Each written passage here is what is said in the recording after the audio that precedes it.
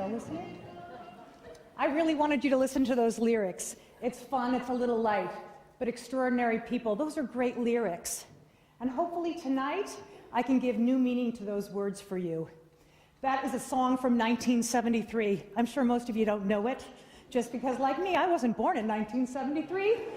So I never heard that song before, but I do want to give new meaning to those two words for you tonight, extraordinary people. My goal tonight is really to help you understand that very simple question: what does one learn by going on a short-term mission trip? If I just had a few seconds of your time, what I'd like you to take away is this: you can learn a ton and add incredible value by just being yourself.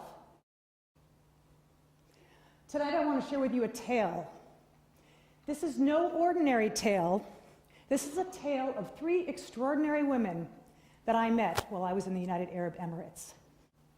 These women shaped me, changed the way I thought about my relationship with Christ, and actually changed the way I thought about the Muslim faith. Before you hear about these 3 women, you have to understand my tale just a little bit. Only 8 years ago, I sat in Jay Abramson's office, looked him in the eye and said, "I don't get it. What's this God thing? What are you talking about? Why is everybody jumping up for joy? I don't get it. My life's pretty good."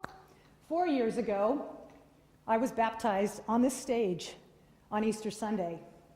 3 weeks ago, I went on my very first mission trip to the United Arab Emirates, and it was an amazing experience. Looking up at my screen, it almost looks like they have the wrong PowerPoint, so I am just going to wing it because it looks like that's not the PowerPoint we're supposed to have. But anyway, you got to be spontaneous up here. Those are my 3 extraordinary women that I want to share with you tonight. First and foremost, meet Mary. You're way ahead of me. Someone needs to go back, help me out here on my PowerPoint. All right, meet Mary. The woman on the left up there is Mary Marlowe.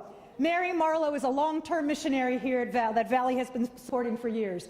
Mary is amazing. I was never able to meet her here at Valley. I didn't know her, but I got to meet her in the United Arab Emirates. She's the most amazing person I've ever met. First and foremost, she raised 3 kids in the Middle East. For perspective, I raised 3 kids in England for 1 year, almost killed myself. And they even spoke English there, for crying out loud. She had to learn Arabic and raise 3 kids. That in and of itself is an amazing woman. But I tell you what's really special about Mary is that she accepts people's faith wherever they are in their journey. She will listen to your story.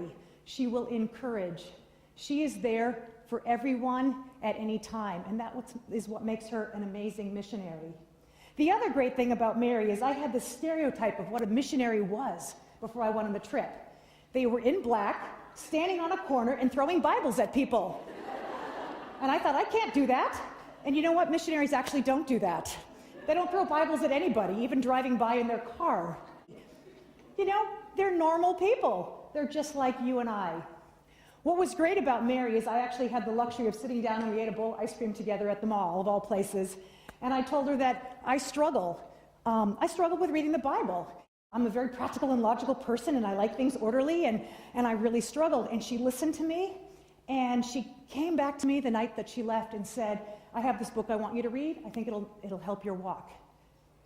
She understood where I was and was willing to accept me where I was in my faith. And I think that's what makes her an extraordinary woman. Second, the woman in the middle is Guidry. You need to understand Guidry's story. She was one of 10 children born in abject poverty in India. Poverty. The woman only knew darkness, hopelessness. The only thing she wanted in her life was to make money to give to her family. That's it. She came to the United Arab Emirates, and someone gave her a break. She was allowed to be a security guard at the grocery store. That actually led her to Oasis Hospital, which is the hospital that we did our work at, a Christian hospital in a Muslim nation. And she started to hear the word of Christ. She was not willing at first. She fought, she screamed, she kicked. She sat across from the lunch table from a pastor daily who kept pushing a Bible at her, and she was like, "Thanks, not interested. Have a nice day." He gave her a Bible in English. Didn't care. Someone else gave her a Bible in her own native tongue. She didn't care. God bless you. But the thing is that the seeds were planted for her. Someone was taking a step for this woman, helping her take a step of faith. And eventually it paid off. Akriti started to get thirsty for the Word of God. She started reading those Bibles that people had given her, and she all of a sudden saw light. She saw hope. She saw a future for herself. Suddenly her world opened up. But it was not without cost. Indian culture, you have to understand, is a shameful culture. And doing something that is counter to what your parents believe is actually very shameful.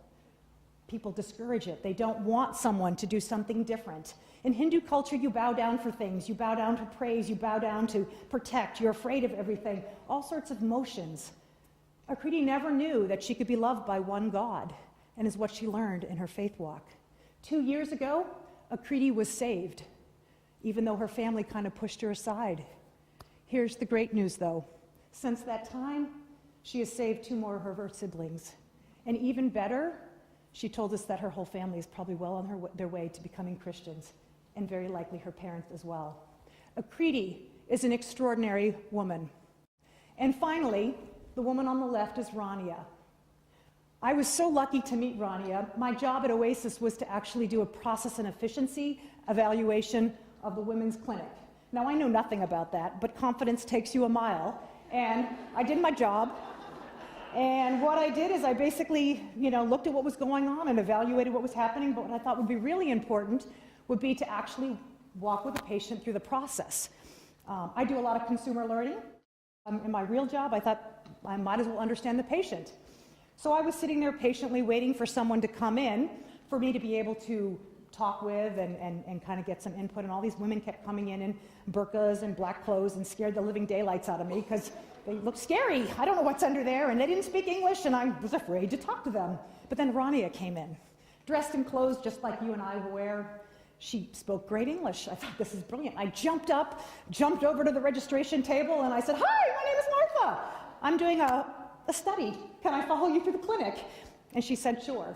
I had forgotten that I was supposed to ask permission before I walked up and asked her, but it was too late. The moment had happened, and I ended up being with Rania. Again, what was so interesting about this experience is she spent 10 minutes with the doctor and 3 minutes in a laboratory getting a blood test, but I spent 2.5 hours with her in the waiting process, and we talked. Rania was born a Muslim. She was born in Egypt. Her father was a moderate Muslim, is what she called it. Her mother spent all of her outward days dressed in black, with her face covered. Her father wanted something more for his 2 daughters. He said he didn't want them oppressed. He said he wanted them to have a real life, to understand God on their terms, not on the terms prescribed by someone else. He empowered his daughters to be better, to be independent, to be choiceful. Even Rania's younger sister at 18 came to the parents and said, I want to have a more conservative faith. I want to be covered in public. And her father said, absolutely not. I do not want you oppressed. What I learned from Rania in this experience was that she said to me, her exact words, my relationship with God is between God and my heart. It doesn't matter what I wear. It doesn't matter what I do. It doesn't matter what customs I'm told to do. It's about God in my heart, and that's all that matters. And that's just a beautiful sentiment from someone in a faith that can be considered oppressive by many outside. She had this beautiful sentiment and a great deal of inner confidence about herself. Rania is an extraordinary woman. All 3 of these women are extraordinary in their own right because they've overcome obstacles. Maybe they've done something a little differently. They've dared to put their faith out there at all costs. And what does this mean for you? What does this mean for us? Is that like these women, we are extraordinary. And I'll say that again. We are extraordinary. So right now, I want you to turn to someone on either side of you, look right in their eyes, and tell them, you are extraordinary.